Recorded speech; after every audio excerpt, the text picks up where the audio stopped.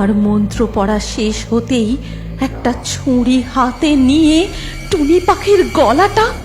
ভৈরবতান্ত্রিক কুড়ুল হাতে কৈলাসপুরের গভীর জঙ্গলে কি যেন একটা খুঁজে বেড়াচ্ছিল, এবং সে খুঁজতে খুঁজতে অবশেষে সে গিয়ে পৌঁছায় সাপের এক মাটির ঢিবির কাছে।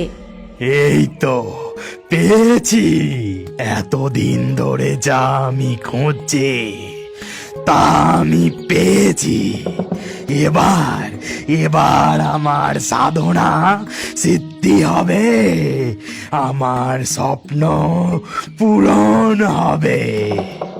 এরপর ভৈরবতান্ত্রিক তার ঝোলা থেকে এক মুঠো লাল সিঁদুর হাতে নিয়ে বিড়বিড় করে কিছু মন্ত্র পড়ে।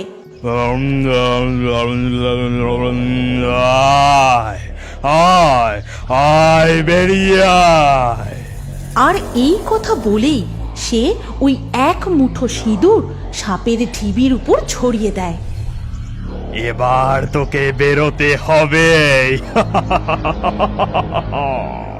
আর তখনই সেই ঢিবির ভেতর থেকে ছটফট করতে করতে বেরিয়ে আসে কালী গোখরো সাপ।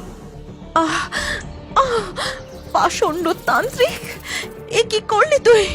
কেন করলি? কি চাস তুই? আমি চাই তোর প্রাণহীন কাটার দেহ। এইভাবেই তান্ত্রিক তৎক্ষণাৎ সেই কালী গোখরো সাপকে কুড়ুলের এক কোপে হত্যা করে।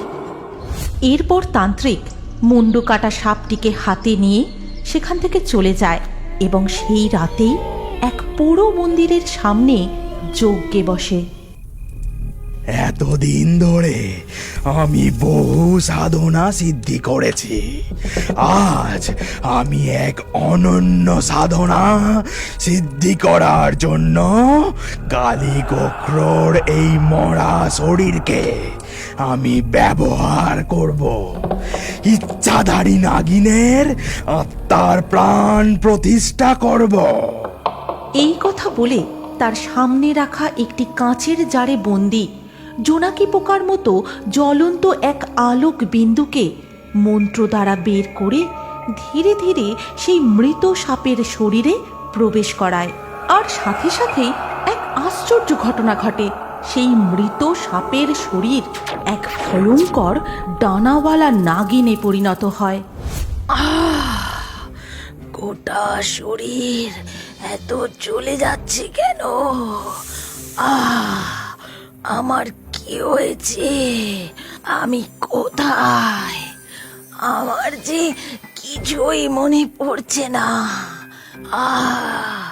শরীর এত জ্বলছে কেন? আমি ভৈরব তান্ত্রিক, আমার কালো শক্তি দ্বারা তোকে নবজীবন দান করেছি।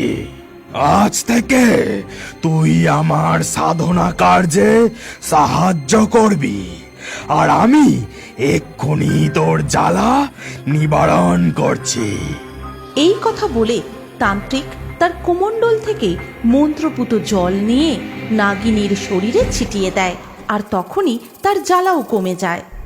আমার নবজীবন দান করার জন্য আপনাকে অনেক ধন্যবাদ। বলুন তান্ত্রিক, আমাকে কি করতে হবে? তুই প্রতিদিন আমার জন্য একটি করে পাখি ধরে নিয়ে আসবি, আর আমি সেই পাখির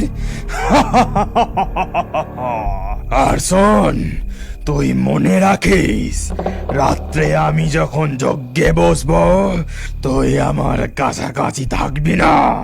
এর পরের দিনই সকাল হতেই ডানাওয়ালা নাগিন চলে যায় জঙ্গলে এবং সেখানে গিয়ে টুনি পাখিকে ধরে। ছেড়ে দাও ডানাওয়ালা নাগিন, এভাবে কেন ধরছো আমাকে? কোনো চিন্তা নেই টুনি পাখি, আমার প্রভু ভৈরব তান্ত্রিক তোমাকে তার পুজোর কাজে ব্যবহার করবেন। তারপর ডানাওয়ালা নাগিন টুনি পাখিকে ধরে নিয়ে তান্ত্রিকের কাছে আসে। এই নিন প্রভু ভৈরব তান্ত্রিক, আজ টুনি পাখিকে এনেছি।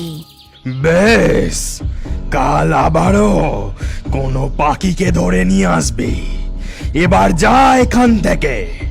রাতে টুনি পাখিকে সামনে রেখে আমি যজ্ঞে বসবো। ঠিক আছে প্রভু, আপনার যা আদেশ। এই কথা শুনে নাগিন টুনি পাখিকে ভৈরবের হাতে তুলে দিয়ে সেখান থেকে উড়ে চলে যায়। এরপর রাত গভীর হতেই তান্ত্রিক টুনি পাখিকে নিয়ে যজ্ঞে বসে।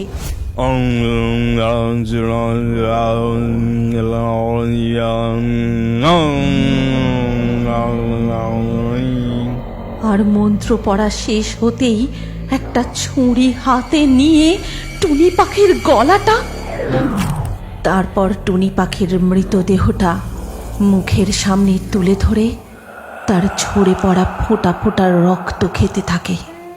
এইভাবে আগামী অমাবস্যা তিথি পর্যন্ত প্রতিদিন একটি করে পাখির রক্ত পান করতে পারলেই আমার এই সাধনা সিদ্ধ হবে। তারপরেই আমি ওড়ার ক্ষমতা লাভ করব। আর এইভাবেই বেশ কিছুদিন কেটে যায়। প্রতিদিন সকাল হতেই ডানাওয়ালা নাগিন কোনো না কোনো পাখিকে ধরে নিয়ে আসে, আর রাত হতেই তান্ত্রিক তার গলা কেটে রক্ত পান করে। এমনই একদিন সকালবেলা ডানাওয়ালা নাগিন তোতাকে ধাওয়া করতে থাকে। দাঁড়াও তোতা, পালিও না। আমি তোমার কোনো ক্ষতি করব না, শুধুমাত্র তোমাকে ধরে তান্ত্রিকের কাছে নিয়ে যাব। না, আমি তোমার কোনো কথা শুনবো না। তুমি চলে যাও এখান থেকে। আমাকে বিশ্বাস করো তোতা, তোমার কোনো ক্ষতি হবে না। বিশ্বাস? আর তোমাকে? তুমি প্রতিদিন এক এক করে আমার পাখি বন্ধুদের ধরে নিয়ে যাচ্ছ, তারপর আর তারা ফেরে না। তুমি চলে যাও এখান থেকে। এই কথা বলে তোতা উড়ে পালাতে থাকে, কিন্তু অবশেষে ডানাওয়ালা নাগিন তাকে ধরে ফেলে। তারপর ভৈরব তান্ত্রিকের কাছে এসে, আজ তোর আসতে এত দেরি কেন? দে, তাড়াতাড়ি দে আমার হাতে পাখিটাকে, আর তুই এক্ষুনি দূর হয়ে যা। কিন্তু সেদিন ডানাওয়ালা নাগিন সেখান থেকে চলে না গিয়ে এক গাছের আড়ালে লুকিয়ে পড়ে। তারপর দেখতে থাকে সেই তান্ত্রিকের সমস্ত রকম কার্যকলাপ। অমাবস্যার রাত আসতে মাত্র আর কয়েকটা দিন বাকি আছে। এখন আর কয়েকটা পাখির রক্ত পান করতে পারলেই আমার সাধনা সফল হবে, আর তখনই আমি উড়তে পারবো। উড়বে?